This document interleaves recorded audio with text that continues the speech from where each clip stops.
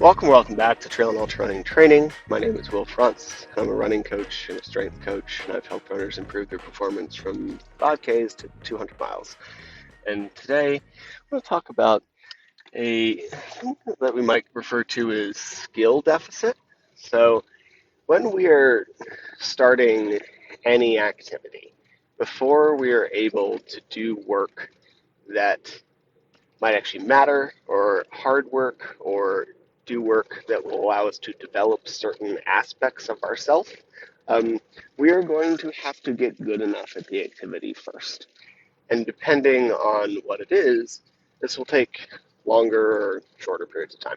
So something like a bicep curl shouldn't take that long to get good enough where you can do them in a way that makes your biceps stronger or bigger. All right, like it is elbow flexion. You bend your elbow. And if you watch some people around the gym, we might see them using a lot of their hips or the rest of their body, but at the end of the day, a bicep curl should really just be focused on bending the elbow. And once we learn to do that well in a controlled manner, then we can probably make that muscle stronger. Um, Something like running, on the other hand, might take longer because it's a much more complicated movement. And if we're going to use running to try to improve our cardiovascular system, then we're going to have to develop some of that skill first if our cardio is high enough to um, not be the limiting factor, I guess. So I'm going to use an example for myself, not with running, but biking, because it's going to deliver a little better. So I've been training quite a bit over the past year, and my cardio has gotten better. For historically, haven't been great, partially because I just didn't have a good background of it as a kid. I never enjoyed cardio, couldn't breathe very well. I had a small nasal passage, so I don't have the foundation of cardiovascular work that a lot of other people might. And it's just not a thing that I seem naturally gifted at, or it's possible that I've just built my body in the exact opposite way that might be good at it at this point. Regardless, cardio has always been tough for me, but it's been getting a lot better over the past year and a couple years, if we're being honest. And um, then hurt my foot. So I've been trying to maintain some of that by obviously reducing running volume, because if you have a fracture, you got to get off your feet, and then greatly increasing biking volume, because cycling shoes in conjunction with a seated posture doesn't put almost any stress on the foot bone that is a problem, and it'll allow me to keep working.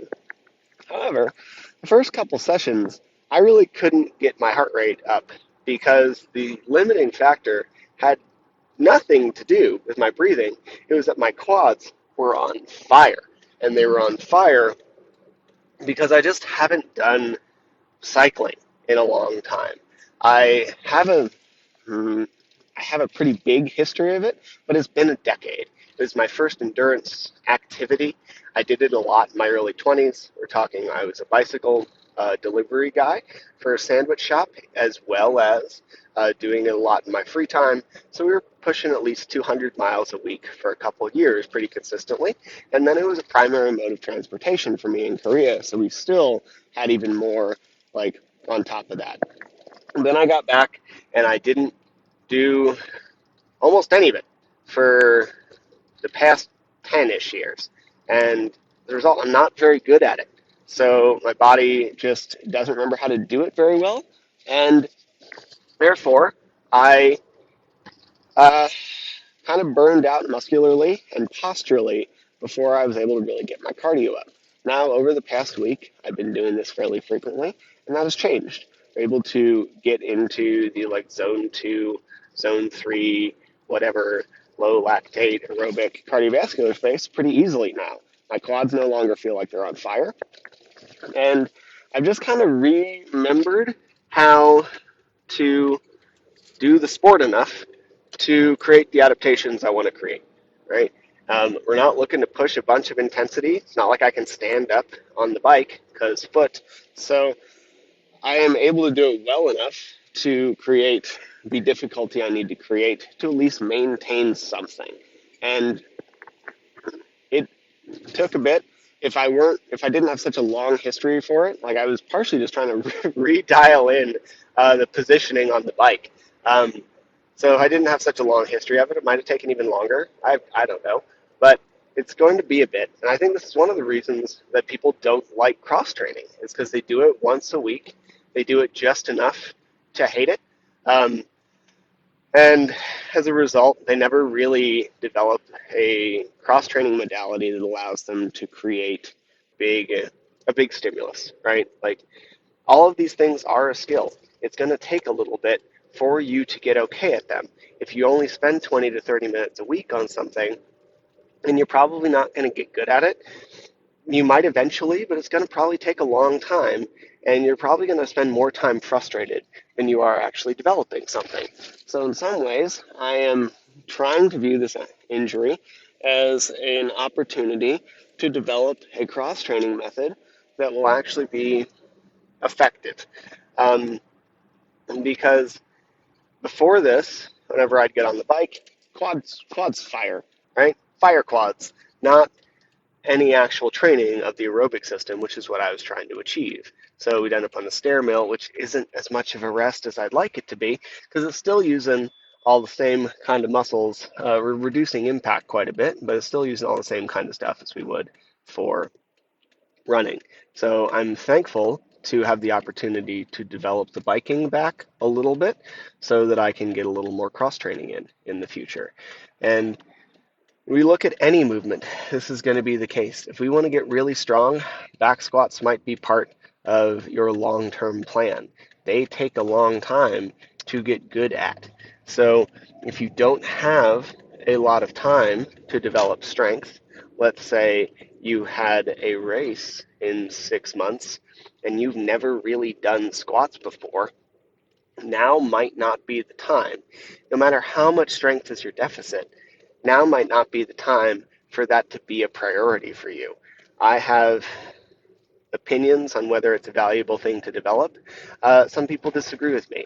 I think it can be for a lot of people because it requires a lot of things like hip mobility, ankle flexion, control of body shape and space, etc., that indicate that we move well. But that aside, I don't think the back squat's the be-all, end-all of movements that other people think it is. I think we can develop strength, develop good movement capacities in other ways. And if we are short on time, that might not be the thing, because it might be 6 months of practice, like consistent weekly, week in, week out practice, before we get good enough at it to put a weight on your back that even like starts to create a muscular adaptation. Where if you have a big race in 6 months or less, might not be dedicating time to that.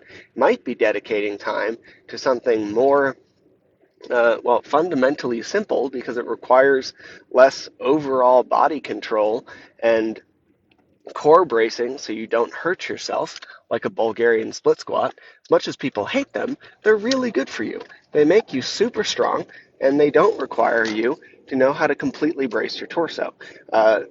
You need to brace it a little bit, not as much as if you have a bunch of weight on your back.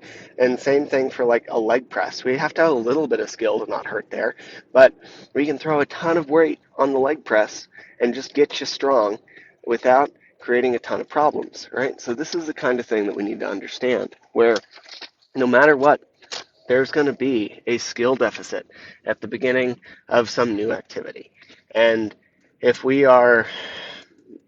it is a complicated movement that we have to respect because it might lead us to injury, think back squat or running, then we probably need to make sure that we develop that skill first, and that's going to take a little while.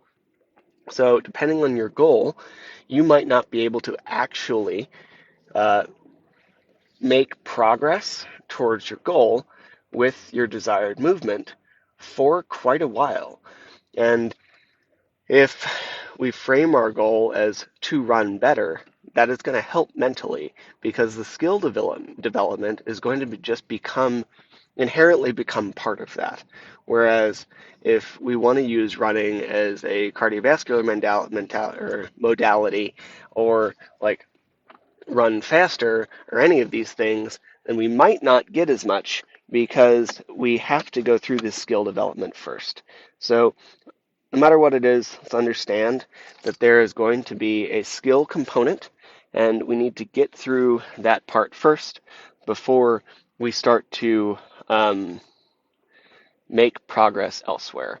So take the time, appreciate that we might not be able to make these jumps as much as we need, but also it's not wasted time, it's necessary. Developing these skills are necessary before we can move on to the next thing, because otherwise we're never going to be able to actually do hard enough, or like, we're just not going to be able to do enough work or push enough weight or run fast enough to actually make the progress that we need to make.